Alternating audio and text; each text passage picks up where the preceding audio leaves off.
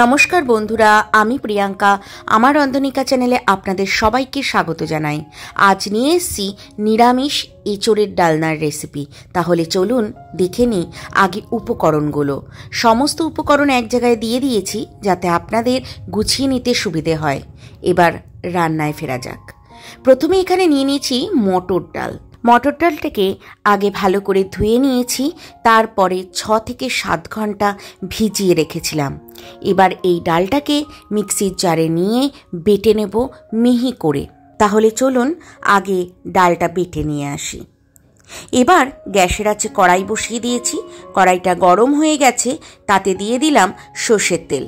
তেলটা গরম হতে থাকুক, ততক্ষণে চলুন ডালটা মিক্সির যে বেটে নিয়েছিলাম সেটাতে একটু ম্যারিনেশন করে নিই, অর্থাৎ একটু নুন আর হলুদ দিয়ে ডাল বাটাটাকে মেখে নেব। তার জন্য আগে একটা বাটির মধ্যে ডালটা যে বেটেছি সেটা আগে নিয়ে নিলাম।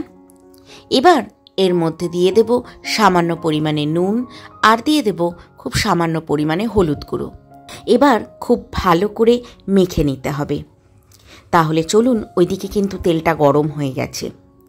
এবার এই তেলের মধ্যে ছোট্ট ছোট্ট করে বড়া করে নেব। এই নিরামিষ এঁচোড়ের ডালনায় এরকম বড়া দিলে কিন্তু বেশ ভালো লাগে খেতে। এঁচোড়ের তরকারির স্বাদ যেমন বড়ার মধ্যে এসে যায়, তেমন বড়ার স্বাদও কিন্তু এঁচোড়ের ডালনার মধ্যে যায়। আর এই এঁচোড়ের ডালনা দিয়ে আপনারা এক থালা গরম ভাত কিন্তু অনায়াসে খেয়ে নিতে পারবেন। আমরা কিন্তু অনেকেই ভেবে থাকি নিরামিষে এঁচোড়, কিন্তু অবশ্যই আপনারা আজকের রেসিপি দেখুন, দেখলে বুঝতে পারবেন নিরামিষেও এঁচোড়ের ডালনা কতটা সুস্বাদু করে তোলা যায় এইভাবে। বড়াগুলো যে খুব বেশি লালচে রং করে ভাজবো তা কিন্তু নয়, হালকা একটা লালচে রং ধরলেই কিন্তু বড়াগুলো নামিয়ে নেব। কারণ যে কোনো তরকারি বা ডালনাতে বড়া কিন্তু খুব বেশি কড়া ভেজে দিলে বড়ার মধ্যে কিন্তু কোনো রকম ঝোলের স্বাদ ঢোকে না। আচ্ছা, কথা বলতে বলতে বড়াগুলো ভাজা হয়ে গেছে। এবার এই তেলের মধ্যে দিয়ে দিলাম নারকেল কুচি। হ্যাঁ, এই এঁচোড়ের ডালনায় শুধু বড়া নয়, নারকেল কুচি দিলেও কিন্তু খেতে বেশ ভালো লাগে। আচ্ছা, যদি কেউ মনে করেন যে ডালের বড়া না দিয়ে শুধু নারকেল দিয়ে করবেন, তাও কিন্তু করতে পারেন, বেশ লাগে খেতে। আর যদি কেউ এটাও মনে করেন যে মটর ডালের বড়া না দিয়ে ছোলার ডালের বড়া দিয়ে করবেন, তাও কিন্তু করতে পারেন। এবার চলুন আলুগুলো ভেজে নিই। এখানে কিন্তু আমি আলুগুলো একটু বেশ বড় বড় করে ডুমো ডুমো করে কেটে নিয়েছি। আর আলুগুলো কিন্তু অবশ্যই গোল্ডেন কালার করেই ভেজে নেব। এতে কিন্তু যে কোনো তরকারিতে আলুর স্বাদ অসাধারণ আসে। দেখুন, কথা বলতে বলতে আলুগুলো কিন্তু ভাজা হয়ে গেছে। এবার আলুগুলো তুলে নিচ্ছি।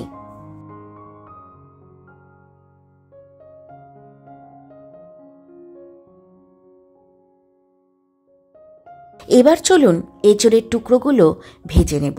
আর এঁচোড়ের টুকরোগুলোও কিন্তু আমি একটু ডুমো ডুমো করে কেটে নিয়েছি। তবে হ্যাঁ, খুব বেশি যে বড় বড় টুকরো করেছি তা কিন্তু নয়, এরকম সাইজের করে কেটে নিলেই হবে। এবার এঁচোড়টাও কিন্তু হালকা করে ভেজে নেব। খুব বেশি কড়া কিন্তু এঁচোড়ও ভাজবো না। আরেকটা কথা বলি, এখন বাজারে এঁচোড় কিন্তু বেশ ভালোই পাওয়া যাচ্ছে। খুব বেশি দানাগুলো বড়ও হয় না, আর এই নরম হালকা তুলতুলে যে দানাগুলো হয়, এই দানার এঁচোড়টা কিন্তু খেতে বেশ ভালো লাগে। বেশ কিছুক্ষণ হালকা আঁচে সাঁতলে নিয়ে এবার এঁচোড়টা নামিয়ে নিচ্ছি। আর আপনারা যদি কেউ মনে করেন যে এঁচোড়টা আপনারা কাটা দেখবেন, মানে কিভাবে এঁচোড় কাটতে হবে, তাহলে কমেন্টে অবশ্যই জানাবেন, আমি দেখিয়ে দেব এঁচোড় কিভাবে কাটতে হবে। এঁচোড়টা সম্পূর্ণ ভাজা হয়ে গেছে, এবার তুলে নিলাম। কিন্তু এই তেলে তো হবে না, তাই আরেকটু তেল দিলাম।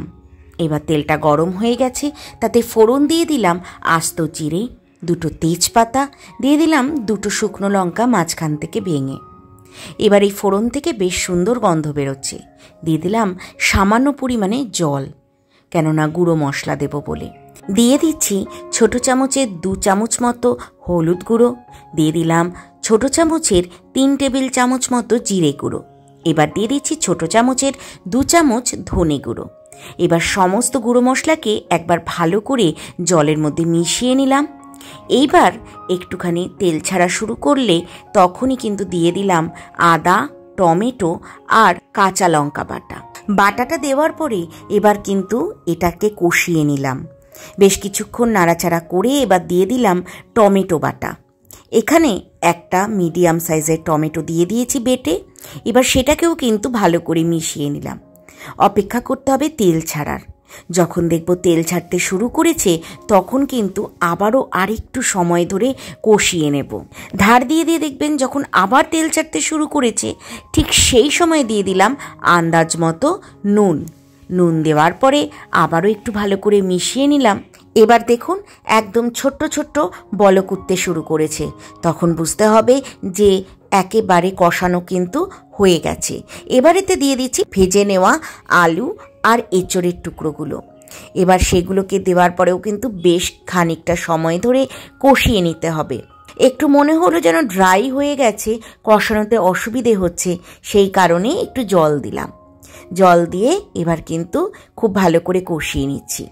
দিয়ে দিলাম নারকেল কুচিও, একসাথেই সব কিছু কষিয়ে নেব বলে বেশ কিছুক্ষণ ধরে কষিয়ে নিচ্ছি। দেখবেন এই কষাতে কষাতেও কিন্তু তেল ছাড়তে শুরু করবে।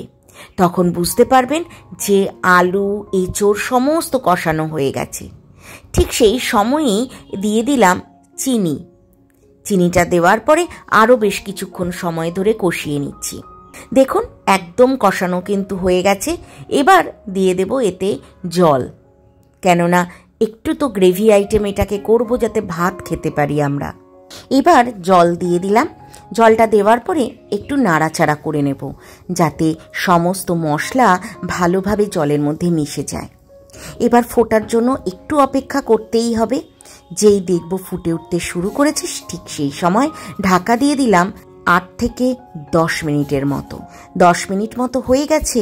এবার ঢাকা তুলে দেখি যে সেদ্ধ হয়েছে কিনা। আলু, এঁচোড় খুব ভালো মতো সেদ্ধ হয়ে এসছে। ঠিক সেই সময় দিয়ে দিলাম বড়াগুলো। বড়া কিন্তু কখনোই আগে দেবেন না, তাহলে কিন্তু একেবারে খেটে যাবে। এই শেষ সময় যদি বড়া দিয়ে 2 মিনিটের জন্য ঢেকে দেন তাহলে বড়ার ভেতরে ঝোলের স্বাদও ঢুকবে, বড়াগুলো নরমও হবে আর ভেঙেও যাবে না। দেখুন বড়াগুলোও কিন্তু নরম হয়ে গেছে।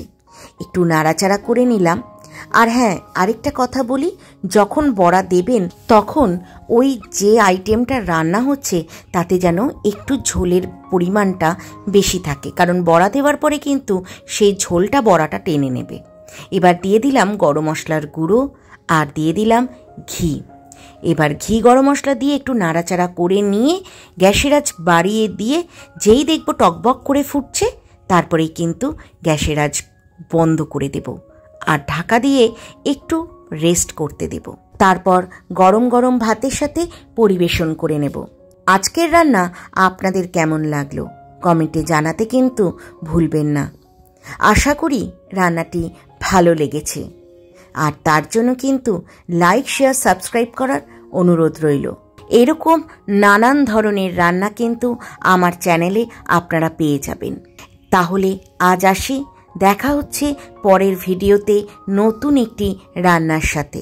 আপনারা ভালো থাকবেন, সুস্থ থাকবেন।